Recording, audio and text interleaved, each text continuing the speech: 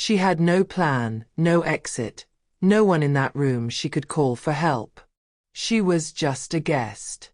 And she watched her toxic ex-boyfriend lock eyes on her from across a crowded gala that she had no business attending in the first place. She had maybe 3 seconds before he reached her. No time to find the exit, no time to call a friend, no time to think about what this would cost her. So she did something that changed both their lives forever. She grabbed the nearest stranger by the lapel and kissed him, right there in the middle of the room, and Eugene never came. But here's the part nobody talks about. Escaping Eugene was the easy part. Because after that night, Regina M. Bailey had a much bigger problem. Eun-woo doesn't forget the people who surprise him. And she was the first person who ever had. But to understand how a woman in a red dress ends up kissing the most dangerous man in Seoul, we have to go back to the night it all started.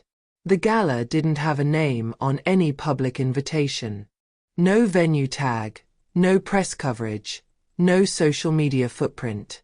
Just 2 floors of candlelight and crystal somewhere in the heart of downtown Seoul, filled with the kind of people who measure power not by what they say, but by how long the room stays quiet when they enter. Old money, new crime, and everyone in between who had learned to stop asking which was which. Regina had attended enough events like this to know the first rule. Look like you belong. That was the trick, actually. You walk in like you own the room. You hold your champagne like punctuation. You laugh at the right moments and go silent at the right moments, and you never, ever let them see you scan for the exits. Confidence wasn't safety. But it looked enough like it to keep most people from asking questions. Regina had learned that lesson the hard way. Long before Seoul. Long before any of this. 2 years with Eugene S. Dunlap had taught her exactly how to perform calm in the middle of a storm she didn't start. Invisibility was survival. Composure was armor. And tonight, both were holding, right up until the moment they weren't. She saw him before he saw her. That was the only mercy. Eugene stood near the far end of the reception hall in his navy suit, gesturing at a woman in the practiced, expansive way he always did when he was performing generosity for an audience. His voice was the kind that carried without trying. His smile was the kind that cost nothing and meant less. Regina knew every version of that smile. She had spent 2 years learning which one to fear. She turned away before he could feel her looking. Heart in her throat. Eyes already moving. The exits were too far. The crowd was too thick. Her phone was in her clutch, and her clutch was on the table 6 feet behind her, and 6 feet was 6 feet too many. 3 seconds. That's all she had before his gaze swept the room and found her. She did the only thing that made sense. She grabbed the man standing closest to her, tall, impeccably dressed, completely still in a way that should have registered as a warning, and she kissed him. Right there. In front of everyone. The room didn't gasp. It went quieter than a gasp. It went the particular kind of silent that happens when something occurs that has no precedent, no framework, no established response. Like the air itself needed a moment to process what it had just witnessed. Regina noticed none of it. Her eyes were still open, angled sideways, watching Eugene's reflection in the mirrored panel across the room. He had turned. He was scanning. He looked right through the kissing couple without recognition, because Eugene, for all his possessiveness, had never once imagined Regina bold enough to do something like this, and moved on. She exhaled. She stepped back. And that's when she saw it. The tattoo on his neck. Dark ink, precise script, curving just below his jaw, the kind of mark that didn't belong to a businessman or a socialite or anyone who lived a life that could be easily explained. And the way the men around her, men she hadn't even clocked as a group, had all moved their hands in the same direction at the same moment. Toward their jackets. Toward something inside their jackets. Every single one of them. Still. Waiting. Watching her. The man she had just kissed hadn't moved. Hadn't stepped back. Hadn't reacted at all, except to lower his gaze to hers with the slow, absolute certainty of someone who has never once in his life been caught off guard, and was currently deciding what to do with the singular exception standing in front of him in a red dress. Regina M. Bailey had spent 3 seconds escaping one dangerous man. She had used all 3 of them to walk straight into another, and to understand who Eun-woo really was, why that room went silent, why those hands moved, why a kiss from a stranger was the one thing in 15 years of syndicate rule that no protocol had ever prepared his men for. We have to understand the world Regina had just stepped into without a map, without a warning, and without the first idea of how to get back out. Regina Bailey had not always worn red. There was a version of her, not so long ago, close enough to still feel like a bruise, who wore beige. Muted tones. Colors that didn't invite commentary. Colors that Eugene couldn't find a reason to critique over dinner with his hand too tight around his glass and his eyes doing that thing they did when she had, somehow, without trying, embarrassed him again. That dress is a lot, Regina. You always want to be the center of attention, don't you? It wasn't a question. It never was. She had been 26 when she met Eugene S. Dunlap at a fundraiser in Atlanta. Confident, freshly promoted, the kind of woman who took up space without apologizing for it. He had called her magnetic. He had said it like a compliment. It took her 8 months to understand it was a diagnosis. Something to be managed.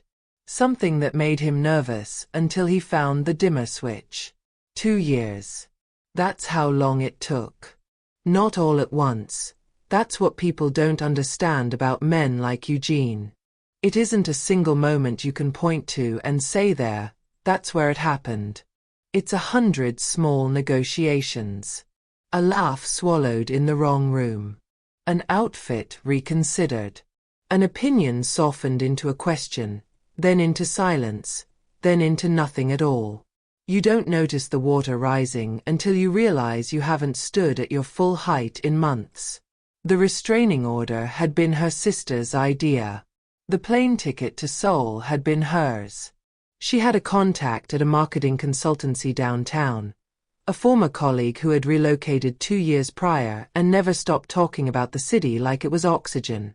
Regina had called her on a Tuesday night from her car, parked outside her own apartment because going inside meant being somewhere Eugene had been, and said, "Is that offer still open?" It was. Seoul had not fixed her. She wanted to be clear about that, at least with herself. Cities don't fix people. But Seoul had given her the one thing recovery actually requires. Distance. Distance from the apartment.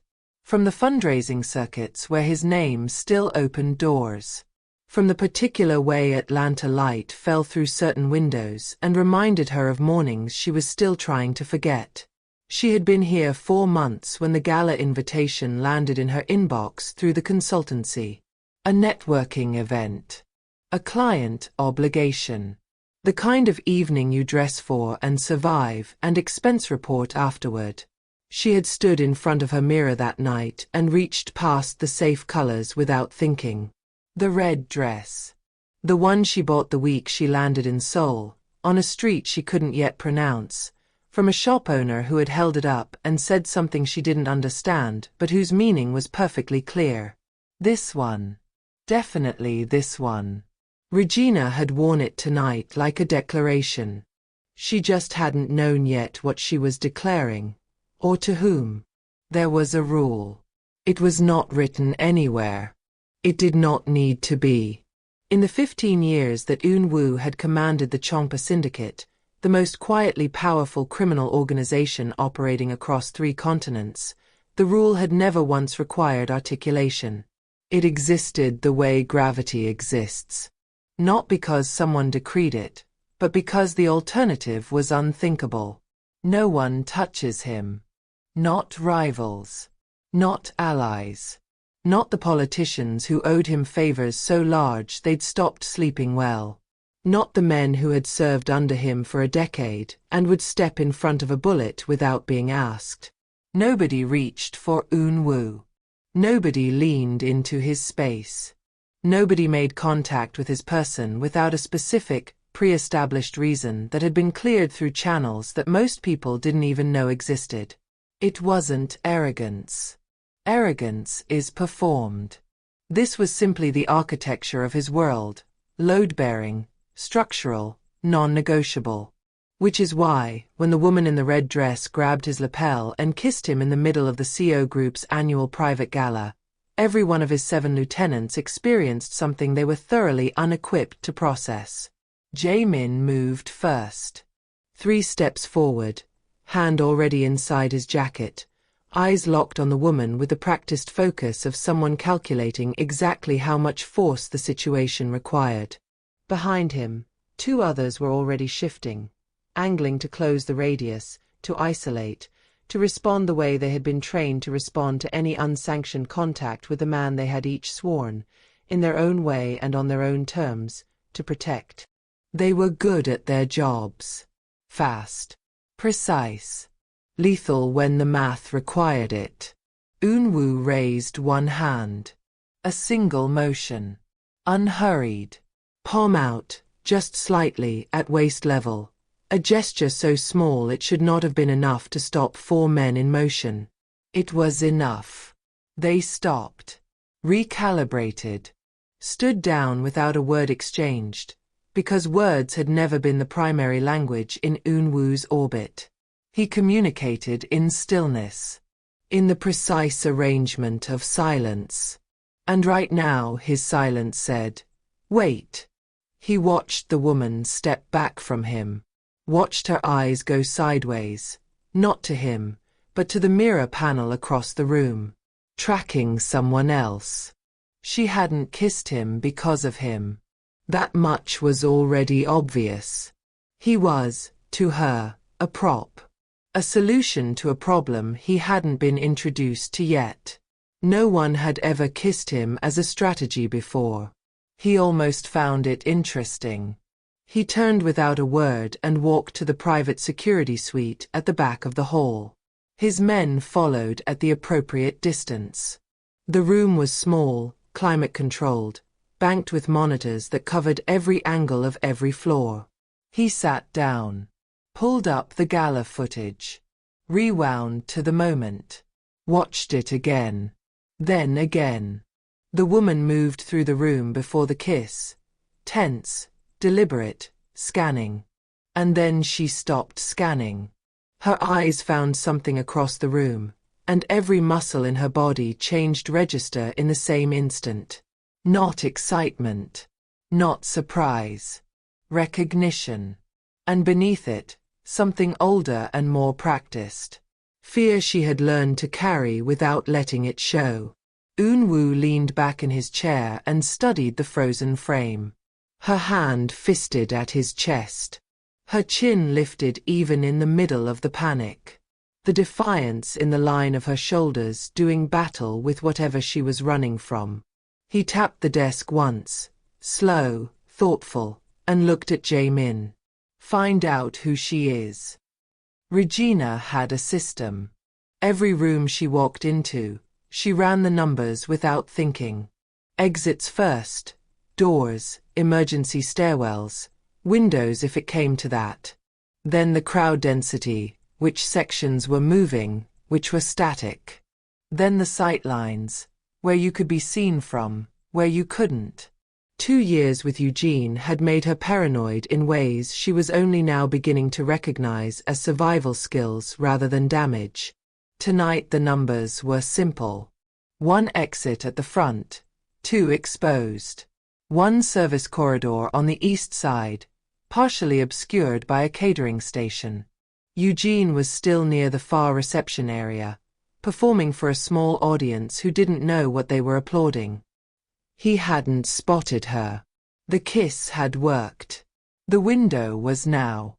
She retrieved her clutch from the table without rushing Draw's eyes, and moved toward the east corridor with the measured, purposeful stride of a woman who knew exactly where she was going, which was a complete fiction, but a convincing one. She made it 14 steps. The man appeared at the corridor entrance so smoothly it took her a full second to register that he hadn't been there before. Dark suit. Hands loose at his sides.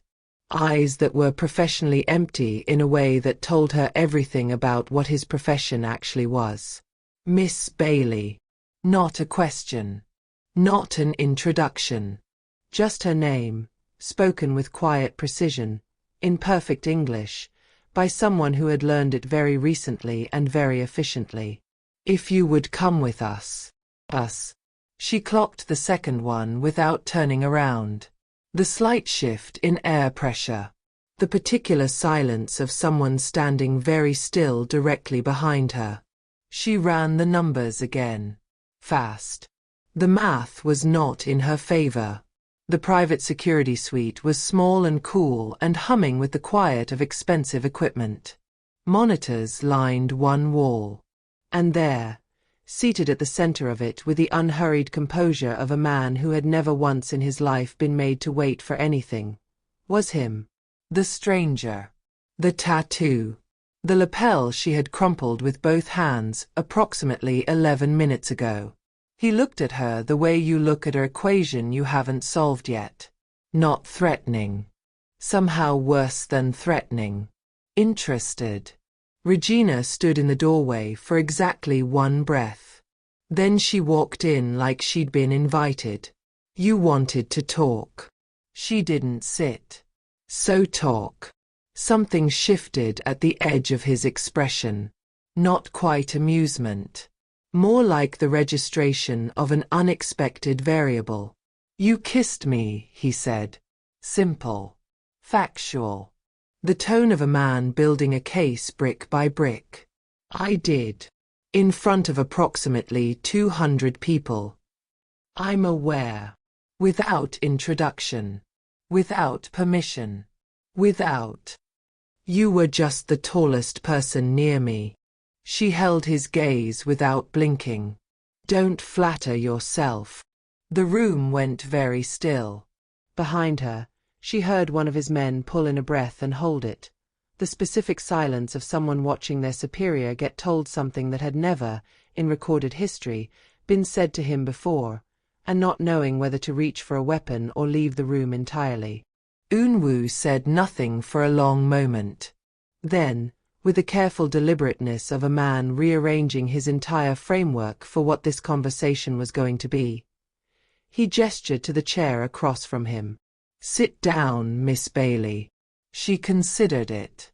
Considered him. Ran the numbers one final time. She sat, not because he asked, but because she had questions of her own, and dead women don't get answers. The file arrived at 2:47 a.m. Eunwoo was still awake. He was always still awake at 2:47 a.m. Sleep was something that happened to people who could afford to stop thinking, and he had not been that person since he was 19 years old and made his first irreversible decision in a back room in Itaewon. He sat at his desk in the penthouse with a glass of water he hadn't touched and the city of Seoul arranged below him like a circuit board. Every light a transaction, every shadow an agreement.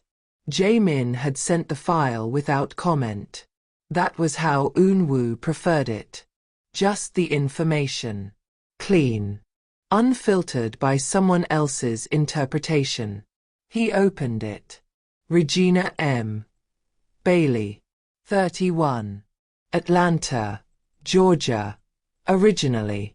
Marketing strategist. Currently contracted with Hana Consulting Group. Seoul office. 4 months tenure. Education. University of Georgia. Graduated with distinction. Former positions at 2 mid-size firms, both with strong performance reviews. No criminal record. No outstanding debts. No flags of any kind in any of the databases his people had access to, which were considerably more comprehensive than anything law enforcement would recognize as legal. On paper, she was unremarkable. Accomplished, certainly, but unremarkable. He turned the page. The restraining order was filed 18 months ago in Fulton County, Georgia. The respondent was listed as Eugene S. Dunlap. The filing was detailed, more detailed than most, which told him she had documented carefully, over time, with the methodical precision of someone who understood that a judge needed evidence and not just a woman's word. Incidents logged with dates and times. Correspondence preserved. 2 witness statements from colleagues. An incident report from a parking structure that Eun-woo read once, set down, and did not pick up again. He sat with that for a moment. Then he turned back to the photograph in the file, standard, pulled from her consultancy's staff directory. Professional. Composed. The practiced neutrality of a woman who had learned to curate what the world saw of her. But he had watched the gala footage 11 times by now. He had watched the exact moment her eyes found Eugene across the room. Had watched the 2-second calculation she ran before she moved. Had watched her grab a stranger and execute a plan with the focused desperation of someone who had been practicing escape routes in her head for a very long time. He knew the difference between paranoia and training. Regina Bailey had been trained, not in any formal sense, but in the way that certain experiences leave their curriculum written into the body whether you consent to it or not. Eugene S. Dunlap had been her education. Eun-woo closed the file. He was not a man who dealt in emotion as a primary currency. Sentiment was a liability in his world, something rivals looked for, something he had spent 15 years ensuring no one could find. He was methodical, measured, precise. But there was something happening in his chest right now that was none of those things.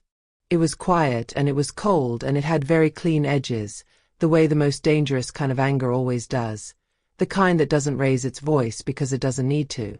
He picked up his phone, pulled up Eugene's name from the network thread. Jaemin had already begun building the moment Regina mentioned, without mentioning, who she'd been running from. Eugene S. Dunlap. Seoul on a 3-week business visa. Connected loosely to 2 names on the periphery of a rival network Eun-woo had been monitoring for the better part of a year. He set the phone down. Looked back out at the city. Regina Bailey had come to Seoul to rebuild something Eugene Dunlap had spent 2 years taking apart. She had filed the paperwork, packed the bags, bought the red dress, done everything right. And Eugene had followed her here anyway. Eun-woo picked up his glass of water, finally, and took a slow drink. Then he opened the file again and began to read from the beginning. Not for intelligence this time, but because she deserved at least one person who read the whole thing and understood exactly what it cost her to write it. He sent a car on a Tuesday. No note. No explanation. Just a black sedan idling outside her apartment building at 7:45 a.m. with a driver who knew her name and her office address and the exact route that avoided the construction on Tehran RO. When Regina came downstairs and found it waiting, she stood on the pavement for a long moment in the early Seoul air, coffee in one hand, bag on her shoulder, doing the particular kind of arithmetic that had nothing to do with numbers. She got in. Not because she was compliant. Because she was curious, and because the alternative, pretending the last 4 days hadn't happened, was a form of stupidity she couldn't afford. The car arrived at her office building. The driver said nothing beyond, "Good morning," and "Have a good day." No instruction. No demand. No performance of power. That was, she was beginning to understand, very much Eun-woo's style. He appeared at the coffee shop across from her building on Thursday. Coincidentally, the way a solar eclipse is coincidental, technically possible, requiring enormous orchestration. He was seated at a corner table with a laptop and an Americano and the absolute composure of a man who had definitely not arranged his entire morning around her approximate schedule. Regina bought her coffee, walked to his table, and sat down across from him without being invited. He looked up slowly. "Monitoring your loose end?" she asked. Something moved at the corner of his mouth. Not quite a smile. The structural suggestion of one. "You're perceptive." "I'm inconvenienced," she corrected. "There's a difference. The car is too much. If Eugene sees it, he'll know something changed and he'll adjust. You're making me visible." Eunwoo set down his coffee with the careful precision of someone recalibrating. She watched him do it, watched him actually take in what she said and process it rather than dismiss it, and filed that away as important information about who he was. "You've thought about this," he said. "I've thought about Eugene for 2 years. I know how he moves. I know what he looks for. And I know that a black sedan with tinted windows parked outside my building at the same time every morning is exactly the kind of change in pattern that will make him dig." She held his gaze. "So if you're going to insert yourself into my life, do it like a person, not a security detail." The silence between them was not uncomfortable.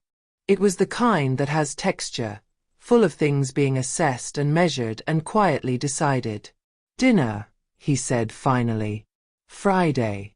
A place that has no connection to either of us. 2 people. No drivers." Regina considered him across the small table. Sharp suits, unreadable eyes, a neck tattoo that told a story his composure worked hard to contain. A man who had read her file and sent a car instead of a threat, which in his world she suspected was the closest thing to tenderness on offer. "I'll think about it," she said, and picked up her coffee and left. She didn't look back. But she was already thinking about it. That same Thursday, in a hotel room 4 kilometers away, Eugene S. Dunlap sat on the edge of his bed with his phone screen casting light across his face. The photo was grainy, pulled from someone's public gala post, time-stamped 4 days ago. Background crowd, soft focus, but clear enough. Regina, in red, pressed close to a man in a black suit whose face was angled away from the camera.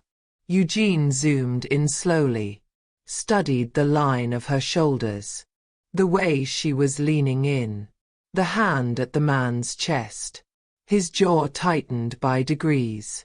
He set the phone face down on the bed, sat very still in the way he always did when he was deciding something.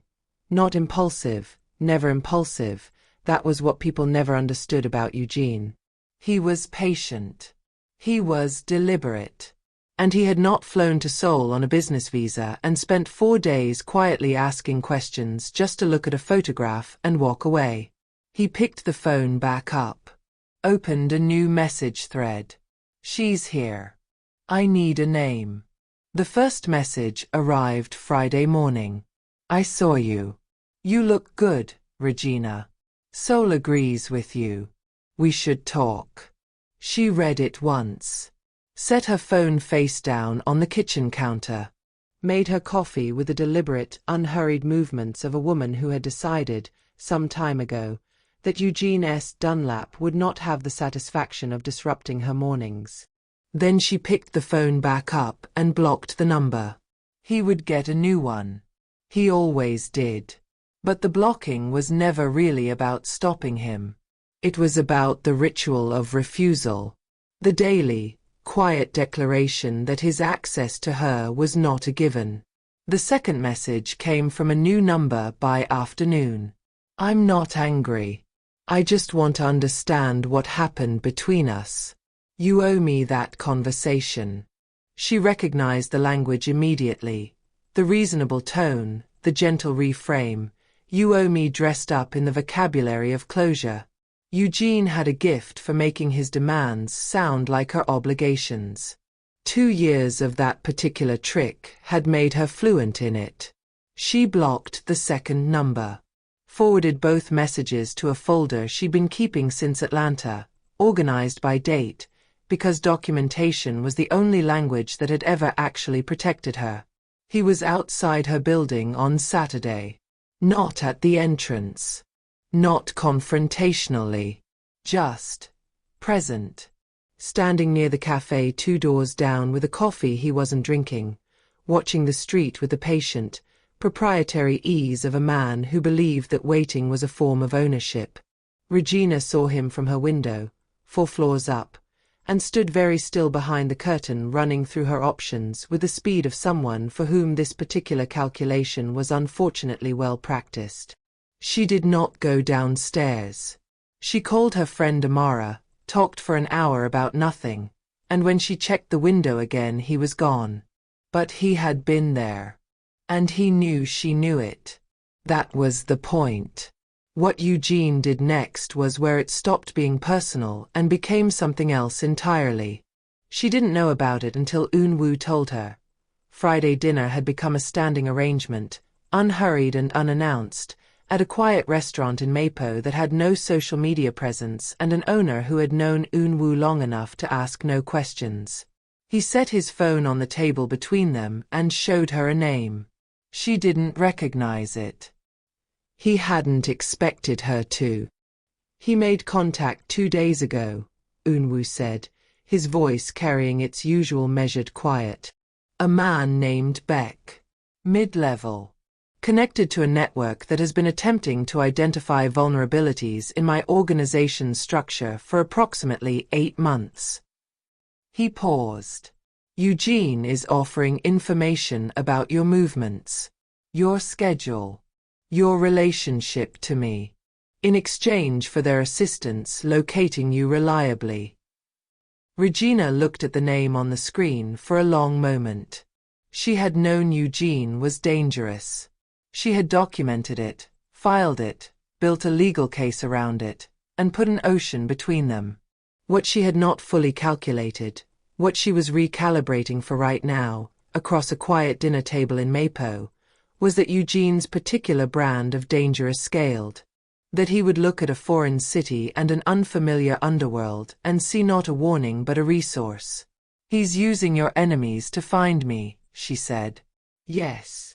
And your enemies are using him to find you. Eun-woo's expression didn't change. But something behind it did. A subtle tightening, the compression of something that had been professional threat and was now also, unmistakably, something personal. Yes, he said again.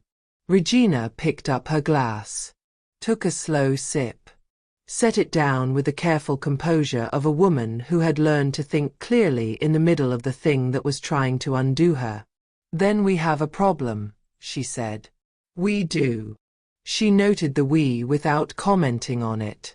Filed it alongside everything else she was quietly, carefully learning about who Eun-woo was beneath the architecture of control. Then she asked for a pen and began writing down everything she knew about how Eugene operated when he wanted something badly enough to make mistakes. The photograph was taken on a Wednesday. Regina was outside the Hannah Consulting Building at 12:43 p.m., coffee in one hand, phone in the other, laughing at something on her screen.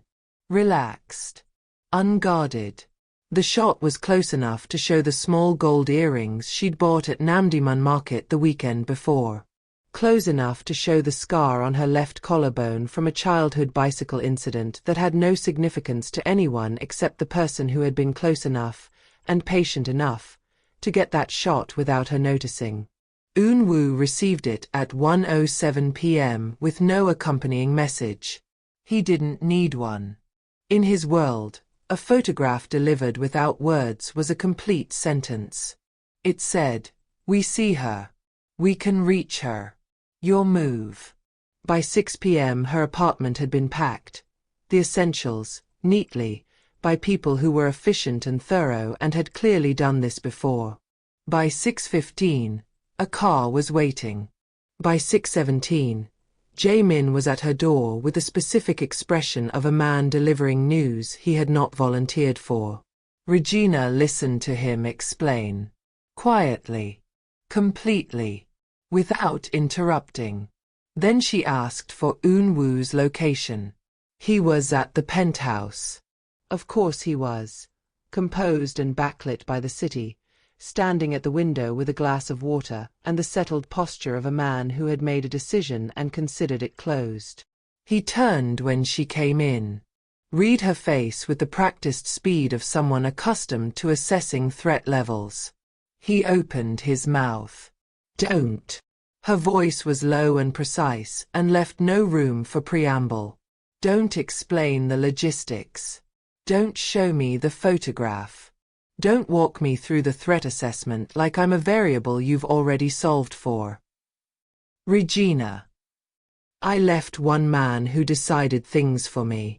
She crossed the room until she was close enough that the composure he wore like a second suit had nowhere to hide. I packed my own bags and flew 10,000 kilometers and built an entire life from scratch, so that I would never again stand in a room where someone else had already determined what I needed without asking me. I will not stay for another. Not even you. The silence that followed was the longest she'd heard from him. Eunwoo set his glass down slowly. And then he did something she had not seen him do once in the weeks she had been learning the vocabulary of who he was. He didn't respond immediately. Didn't recalibrate into a counterposition. Didn't reframe her anger into a variable to be managed. He stood with it. Let it land with its full weight. Like a man making himself understand something he had, until this moment, processed only intellectually. You're right, he said. 2 words. Quiet. Without qualification. Regina held her ground and waited, because 2 words were a beginning and she needed to hear the rest. I made a decision that was yours to make, he continued, with the careful precision of someone building something true rather than something tactical. I told myself it was protection. It was also control. I recognize the difference. I should have recognized it before I acted on it. Something in her chest shifted, not softened, not yet, but shifted. The way a locked door shifts when the right key makes contact. If they have a photograph, she said, then moving me was probably the right call. The execution was the problem. Yes. So next time, I ask. He met her eyes steadily. Whatever the timeline, whatever the threat level, I ask. Regina looked at him for a long moment. At the city behind him. At the glass on the table and the file she knew existed somewhere in this building with her name on it, and every hard thing she'd survived catalogued in careful, furious detail. Then ask me now, she said. Ask me if I'll stay. Eunwoo was quiet for only a moment. Will you stay? She picked up his glass of water from the table. Took a long sip. Set it back down. Show me the photograph, she said. And then show me everything you know about who sent it. We'll figure out the rest from there. The summit was Eunwoo's most exposed moment of the calendar year. Regina had learned this gradually, in the way she learned most things about his world, not through formal briefing but through careful observation. Once a year, the senior figures of the Chongpa network convened at the stronghold. No outside communication. No rotating security shifts. Every significant player in the same building, which meant every significant vulnerability consolidated into a single mappable location for approximately 6 hours. Eunwoo knew it was a risk. He ran it anyway, because some things required a room and a table and eyes that could read the spaces between words. She understood that. She also understood, looking at the calendar and then at the intelligence she and Eunwoo had been building for 3 weeks, why his rivals had chosen tonight specifically. She was not supposed to be in the stronghold during the summit. That had been the agreement. She would stay in the guest residence 2 floors above, door secured, Jaemin posted outside. Contained. safe, absent from the equation. She had agreed to this arrangement because it was reasonable. She stayed in it until 9:17 p.m., when she was watching the exterior feeds on the small monitor in her room and noticed something that made her stomach go very still. Eugene moved like a man following a script. That was the tell. She had watched him operate for 2 years across dinner parties and charity events, and the carefully managed social performances he called relationships. Eugene at his most dangerous was Eugene with a plan. Fluid on the surface, rigid underneath, always working 3 moves ahead with the focused patience of someone who had decided how the evening ended before it began. The man on the monitor moved that way. Unhurried. Purposeful. Entering through the East Service corridor, the one with the blind spot in the camera coverage that she had flagged to Eunwoo 2 weeks ago and that had not yet been corrected because the correction required equipment on backorder. Behind him, 4 others. Staggered entry. Timed. She recognized the approach immediately. Not the tactical mechanics of it, but the logic. The way Eugene structured an ambush was the same way he structured an argument. You don't announce the trap. You build the walls so gradually that the person inside doesn't notice they're enclosed until the exits are already gone. He had done it to her across 2 years of small negotiations and softened boundaries. The only difference tonight was the scale. She was already moving before she finished the thought. The security room was 1 floor down, skeleton-staffed during the summit because every senior operative was in the meeting hall. 2 monitors, 1 technician, and a system she had spent 3 weeks quietly learning because information in Eunwoo's world moved through screens and she had decided, without announcement, to become fluent in the language. The technician looked up when she entered. I need the East Corridor feeds, the internal comms channel, and access to the door lock grid, she said, pulling a chair to the console without waiting for permission. And I need you to get a message to Jae-min right now without going through the main summit channel because that channel has been compromised. He stared at her. Now, she said. Quiet. Absolute. The voice of a woman who had spent 2 years learning the precise amount of certainty required to make a man move without question. He moved. Eugene's play was elegant. She gave him that. He had used the blind spot perfectly, timed the entry to the summit's most distracted window, and positioned his people to cut the internal response before it could organize. It was meticulous. It was disciplined.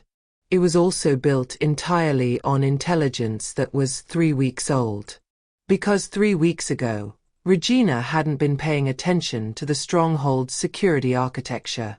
And now she had been, quietly, consistently, without broadcasting it to anyone, in the same way she had once quietly documented every incident with Eugene in a folder organized by date and time, because documentation was the only language that had ever actually protected her, and she had simply applied that lesson to a larger problem.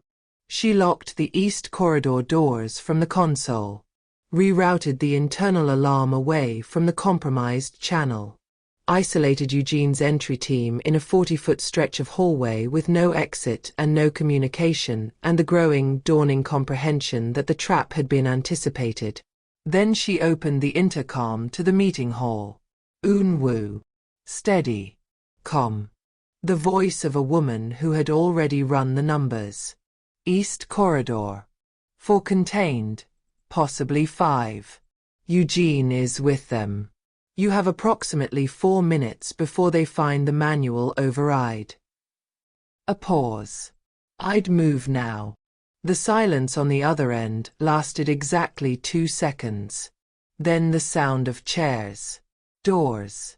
The precise, organized movement of men who had been waiting for a direction and finally had one. Regina leaned back in the chair and watched the corridor feeds. Eugene stood at the center of his stalled operation with his jaw tight and his plan dissolving around him in real time. And even through the grainy black and white of the security monitor, she recognized the exact expression on his face. It was the same one he'd worn every time she'd refused to behave the way he'd decided she would. She picked up the cold coffee someone had left on the console, took a sip, kept watching. By midnight, it was over. Not loudly. That was the thing about the way Eunwoo's world resolved its problems. There was no crescendo, no dramatic punctuation. Just a series of quiet, final sounds. A door closing. A phone call made in low, precise Korean. The particular silence that settles over a building when the threat level drops from critical to contained and everyone exhales without quite admitting they'd been holding it. Eugene was in custody before 11 p.m., handed to two plainclothes officers from a national financial crimes unit that had, it turned out, been building a case against him for 14 months. Fraud, wire transfer irregularities, a trail of financial manipulation that crossed 4 jurisdictions and had nothing to do with Seoul and everything to do with who Eugene fundamentally was when no one was managing his image for him. The folder Regina handed over, 3 weeks of compiled intelligence, cross-referenced with the documentation she had carried from Atlanta in an encrypted drive she kept in the lining of her carry-on because she had learned to travel with her evidence, filled in 3 gaps the investigators hadn't been able to close. She didn't watch them take him. She was still in the security room when it happened, monitoring the corridor feeds until every variable resolved into stillness. She heard about it from Jae-min, who appeared in the doorway at 11:23 p.m., looked at her with an expression she was learning to read as the closest thing he offered to respect, and said simply, "It's done." She nodded, turned back to the monitors. She was still there an hour later when Eunwoo found her. He stood in the doorway for a moment before she acknowledged him, not because she didn't know he was there, but because she was finishing a thought, closing a feed, completing the last item on a mental checklist she had been running since 9:17 p.m. when she had first seen Eugene on the monitor and understood what was happening. She picked up her coffee. Cold, a third full, the same cup from earlier.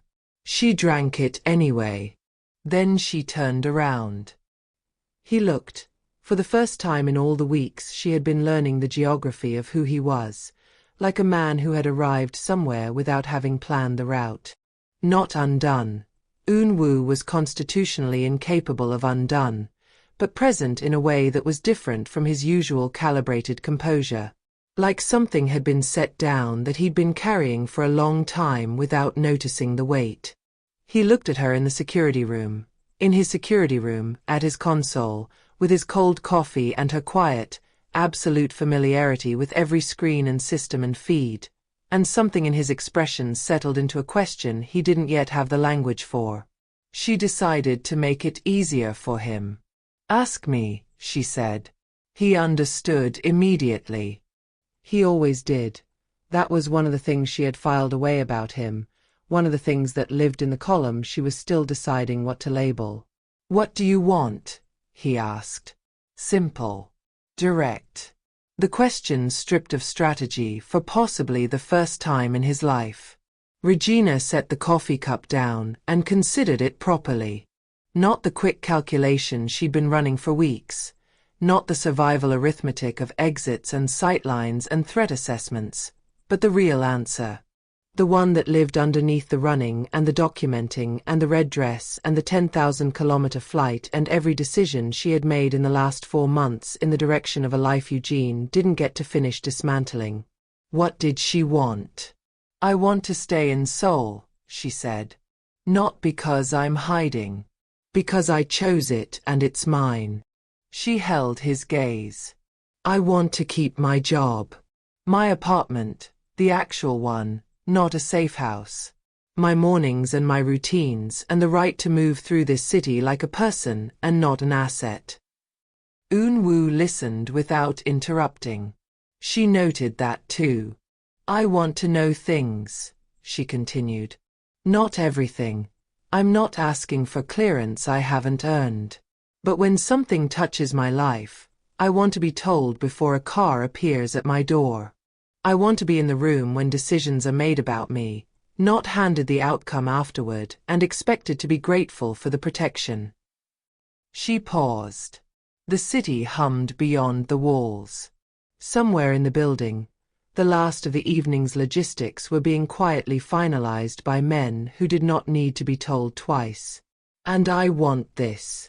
She gestured at the room around her, the monitors, the console, the chair she had occupied for 3 hours and made entirely her own. Not a title. Not a position on anyone's organizational chart. Just a seat at the table when it matters. My read on things. Because I'm good at it and we both know it, and pretending otherwise would be a waste. She finished. Stood in the quiet of what she'd said and felt. For the first time in longer than she could honestly calculate, the complete absence of the brace she usually carried beneath her words. The waiting for the reframe, the correction, the gentle erosion of what she'd just said into something more manageable, more convenient, more small. It didn't come. Eunwoo was quiet for a long moment, not the silence of a man formulating a counterposition, but of one taking inventory. Of what she'd asked for. Of what it would mean. Of what it said about him that her terms were not only reasonable but were, if he was being precise about it, exactly what the last 3 weeks had already proven she had earned. The apartment, he said finally. I'll have the security upgraded. With your input on the specs. Obviously. The job, Hana Consulting, is a good firm. I have no interest in changing that. Good. The room. He looked at the console. At the chair. At the cold coffee cup she had claimed without asking and without apology. It already has your coffee cup in it. I think the terms are self-executing. Something moved through her chest, warm and carefully real, and nothing like the feeling she used to confuse for safety in the early months with Eugene, when the attention felt like love before she learned to read the difference. This was not that. She knew what that felt like now, knew its weight and its cost and the slow way it asked you to become less in exchange for being chosen. This was something else. Something that had started with a 3-second kiss and a stranger's lapel and had arrived, through documentation and confrontation and a security room at midnight, at something that felt like an actual foundation. She picked up her coffee cup, looked at him across the quiet room. Then we have a deal, she said. Eunwoo held out his hand. Not a command. Not a summons. Just an offer, open and unhurried, from a man learning, deliberately, imperfectly, and for the first time, how to ask instead of decide. Regina M. Bailey shook it. And for the first time in longer than she cared to count, she walked out of a room without checking for the exits first. Thank you for watching this video till the end. Please subscribe to this channel for more intriguing stories like this. Thank you.